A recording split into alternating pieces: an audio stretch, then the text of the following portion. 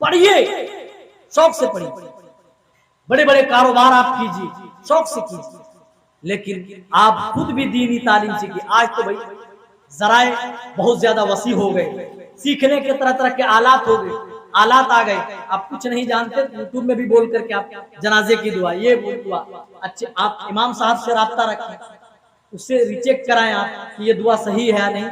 हम इसको यूट्यूब में सुनना चाहते हैं, ये सीखना चाहते हैं, एक बार, दो बार, तीन बार, चार बार सुनेंगे तो याद तो हो ही जाएगा। पुराने जमाने में जराए नहीं थे इल्म हासिल करने के, लेकिन हमारे असलाफ की तारीख आप उठा करके देखे, लंबे लंबे सफर करते थे, मीलों मील सफर करके इल्म हदीस हासिल कर रहे हैं। अरे इमाम अबू जुरआ राजी के बारे में आता है, इन्होंने अपने घर का पूरा असासा बेच दिया, घर का पूरा सामान, और कितना माल जमा किया था मालूम है? 1,50,00,000 रुपए। हम में से बहुत सारे लोग होंगे जो अपने घर के सारे सामान और असासा बेचे तो 1,50,00,000 रुपए जमा नहीं हो सकते, लेकिन उन्होंने क्या किया, 1,50,00,000 का तलबे इल्म में सब कुछ खर्च कर दिया। इल्म हासिल करने के लिए, दीनी उलूम सीखने के लिए 1,50,00,000 रुपए खर्च किए। आपको अंदाजा हो रहा है? मीलों मील, कई दिनों तक ऊंटों पर बैठकर, घोड़ों पर बैठकर के सफर होता था। आज की तरह नहीं, अभी तो देवघर में भी एयरपोर्ट बन गया, दौड़ेंगे जाके अहमदाबाद, जाके कलकत्ता में, कहां जहां मर्जी वहां लैंड है कि नहीं? कई कई दिनों के सफर आज घंटों में, मिनटों में हो गए। रास्ते बहुत सारे हमवार हुए, लेकिन दीनी उलूम से लोगों का शगफ धीरे धीरे कम होता गया। बतदरीज देखिए लोगों के दरमियान दीनी उलूम की मोहब्बत खत्म होती है, जबकि हर एक गांव में एक मकतब कम से कम होना ही होना है, जरूर होना चाहिए, जहां से बच्चे दुआ सीख सकें, जहां बच्चे नमाज का तरीका सीख सकें, जहां बच्चे कुरान सही तौर पर पढ़ना सीख सकें। आज हम में से बड़े बड़ों को कुरान पढ़ना नहीं आता। मेरे भाई, रमजान का महीना आता है तो कुरान खोल करके झूठे बैठ जाते हैं, दिल करता है कि पढ़ें, लेकिन क्या करें साहब, पढ़ना नहीं आता। अब क्या करें, बस लेकर के झूम रहे हैं, अब उसके सिवा चारा ही क्या। एक शख्स ने तो यहां तक कहा था कि मौलवी साहब हम पढ़े लेने जाना है, लेकिन हम कहे खाली हटे कि अल्लाह कलम पाकी के बड़ी बेस, बड़ी बेस, बड़ी बेस, तो सवाब मिलते हैं। बताइए क्या कहेंगे।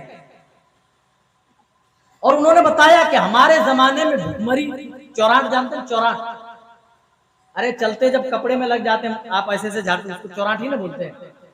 हाँ, कहते हैं मौलवी साहब हमारे जमाने में चौराट खाते थे, चौराट हम लोग सरहर बनाते थे और वही खाते थे। किसी के यहाँ अगर कटहल लग जाए किसी के दस्त में तो रात को ही डाका पड़ जाता था, भुखमरी की ये नौबत थी। और किसी के यहाँ शादी की दावत आ जाए फिर तो भाई ईद का दिन हो जाता। चलिए उस वक्त तो चलिए जराए नहीं थे, खाने पीने की कमी थी, पैसों की किल्लत थी। आज अल्हम्दुलिल्लाह, खासकर इस गांव की हम बात कर रहे हैं, पूरे जिले में जहां तक मैं समझता हूं अपनी जमात में सबसे खुशहाल ये गांव दिखता है। और आज से नहीं, जब से मैं आ रहा हूं यहाँ देख रहा हूं अल्हम्दुलिल्लाह, बड़ी आन बान शान के साथ अल्लाह ने आप लोगों को जिंदगी दे रखी है, किसी भी चीज में कमी। आप अपनी औलाद को, छोटे छोटे बच्चों को दीनी तालीम से आप दूर मत कीजिए, इन्हें इंसान पहले बनाओ, सब कुछ बनाओ, हाफिज कुरान बनाओ, सब कुछ बनाओ, पहले तो इन्हें यारो मुसलमान है कि इंसान तभी बनेगा मुकम्मल तौर पर जब बच्चे के अंदर दीनी शऊर आएगा, दीनी बेदारी आएगा। बहुत सारे लोग हैं नमाज की दुआएं याद हैं, वजू का तरीका याद है, सीखने की भी कोशिश नहीं करते। बहुत सारे लोग दीनी बातें होती, जलसे होते हैं, नहीं आते, ये बोलकर की कहा तो मौलवी साहब हटे का तो नमाज रोजा करे, लेकिन उससे पूछे भाई नमाज रोजे का तरीका आपको मालूम, तो पल्ला झाड़ दे। मेरे भाई चलिए, आपके जमाने में कोई मौलवी साहब नहीं थे, पढ़ाने वाले नहीं थे, आप पढ़ने के भी लायक नहीं थे, चौराट खाकर किसी तरह जिंदगी बसर करते थे। अब तो अल्लाह ने फरावानी दी है, माल और दौलत की रेल पेल दे रखी है। आप गुजरात में रहते हैं, आप जयपुर में, राजस्थान में रहते हैं, आप हैदराबाद में रहते हैं, आप टाटानगर जमशेदपुर में रहते हैं, अल्हम्दुलिल्लाह खुशहाल जिंदगी बसर कर रहे। अब क्या करें? दीनी बेदारी लाई, दीनी बेदारी। अल्लाह के रसूल सल्लल्लाहु अलैहि वसल्लम फरमाते हैं, जो इस रास्ते में, दीनी रास्ते में चलता है, दीनी उलूम हासिल करता है, अल्लाह ताला दीनी इल्म हासिल करने की वजह से उसके लिए जन्नत का रास्ता आसान कर देता है।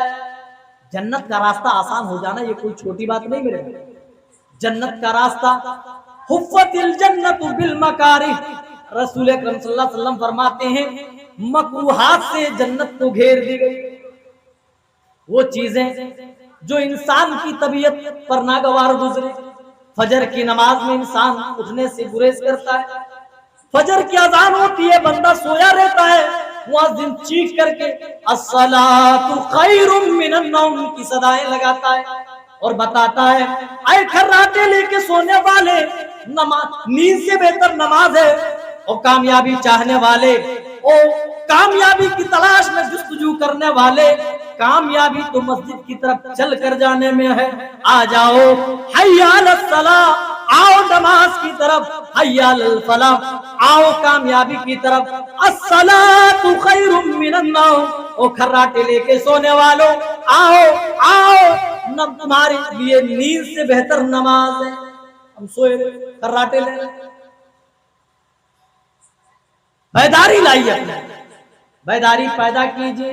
अल्लाह की कसम, जब आप अपने अंदर बेदारी पैदा करेंगे, आप देखेंगे अल्लाह ताला उसकी बरकत से आपके यहाँ कितनी ज्यादा फरावानी पैदा करता है। एक शख्स ने रसूल अकरम सल्लल्लाहु अलैहि वसल्लम के साथ शिकायत की, अल्लाह के रसूल, कमाने वाला मैं हूं, मेरा भाई आता है आपके पास बैठ जाता है, दिन भर आप ही के पास टाइम गुजारता है, मैं कमाता हूं, खिलाता हूं, आप मेरे भाई को नसीहत कीजिए कि वो भी कमाई धमाई करे, मेरी कमाई में कुछ हाथ बटाए। रसूल अकरम सल्लल्लाहु अलैहि वसल्लम ने फरमाया, शायद अल्लाह ताला उसी भाई के दीन सीखने की वजह से ही तुझे रोजी दे रहा हो। हाँ, इससे उलमा ने मसला निकाला है कि भाई दीनी उलूम हासिल करने से अल्लाह ताला बरकतें भी नाजिल करता है, रहमतें भी नाजिल करता है, घरों के अंदर बरकत पैदा होती है। जी, वमन युतल हिकमत फक़द ऊतिया खैरन कसीरा। आज लोग बड़े मालदार हो जाए तो समझते हैं, कहते हैं कि कामयाब हो गया। अल्लाह फरमाता है, वमन युतल हिकमत फक़द ऊतिया खैरन कसीरा। जो इल्म और हिकमत से नवाज दिया गया, जिन्हें दीनी शऊर दे दिया गया, जिनके अंदर दीनी बेदारी दे दी गई, जिनके अंदर दीनी उलूम आ गए, अल्लाह ताला फरमाता फक़द ऊतिया खैरन कसीरा, वो खैर कसीर से नवाज दिया गया। उन्हें दुनिया की सारी चीजें दे दी गई, उन्हें दुनिया की सारी चीजें नसीब हो गई। जिन्हें इल्म की दौलत मिल गई, उसे पूरे जहान की दौलत मिल गई। आप देख रहे मकाम कितना बड़ा, फजीलत कितनी ज्यादा है। इसके बावजूद अगर अपनी औलाद को दीनी तालीम से हम दूर रखेंगे तो हमारी औलादें नाफरमान नहीं तो और क्या। हम तमन्ना करते हैं कि मरने के बाद हमारी औलादें हमारे लिए दुआ करे। आप अपनी औलाद को दीनी तालीम नहीं देंगे तो आपके लिए क्या दुआएं खैर करेगी, क्या कहेगी आपकी औलाद। अल्लाह की कसम, बच्चे तो धीरे धीरे मोबाइलों के जरिए से इतने ज्यादा बिगड़ रहे हैं, बच्चों के माहौल इतने ज्यादा परागंदा होते जा रहे हैं, सीरियल्स देखकर और गंदे गंदे वीडियोस देखकर, कि बच्चों को आप किसी भी बच्चे को उठाकर बोलिए कि ये किस फिल्म का डायलॉग है, फौरन बताएगा।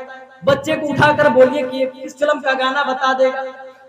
किसी हीरो के बारे में पूछिए ये कहाँ का रहने वाला, इसके बाप का नाम क्या है, सब कुछ बता देगा। लेकिन पूछिए रसूल अकरम सल्लल्लाहु अलैहि वसल्लम के वालिद का नाम क्या था, आपकी माँ का नाम क्या था, आप कहाँ पैदा हुए, आपने हिजरत क्यों की, बच्चा फेल हो जाएगा, नहीं बता सकता। जो चीज याद करने की थी वो याद नहीं, जिस चीजों को नजरअंदाज कर देनी थी उन चीजों को आज हम पढ़ रहे हैं। पूरी इंसाइक्लोपीडिया बच्चों के पास मौजूद होता है।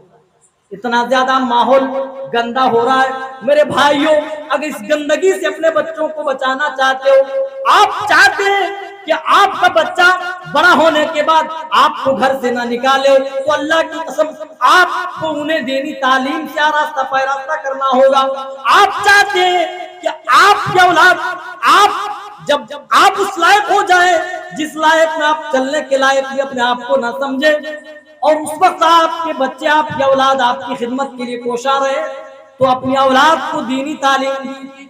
आप चाहते हैं कि आपके मरने के बाद आपकी औलाद आपके लिए दुआए खैर अल्लाह की बारगाह में करे, अल्लाह मेरे माँ बाप पर वैसे रहमो करम का मामला फरमा जिस तरीके से बचपन की जिंदगी में मेरे साथ रहमो करम का मामला किया। ओ मेरे भाइयों, माँ बाप की बड़ी कुर्बानियां होती है अपनी औलाद के तई, माँ बाप सारी कुर्बानियां देने को तैयार। बहुत सारे बच्चे बहुत ज्यादा शरीर होते हैं, बहुत ज्यादा बदमाशी करते हैं, माँ बाप पढ़ाना चाहते लेकिन बच्चे पढ़ने को तैयार। स्कूल में जाते बोरा बिछा करके आ जाते, मास्टर को भी नहीं मालूम कि ये बोरा जो बिछा करके यहाँ से गया है बच्चा ये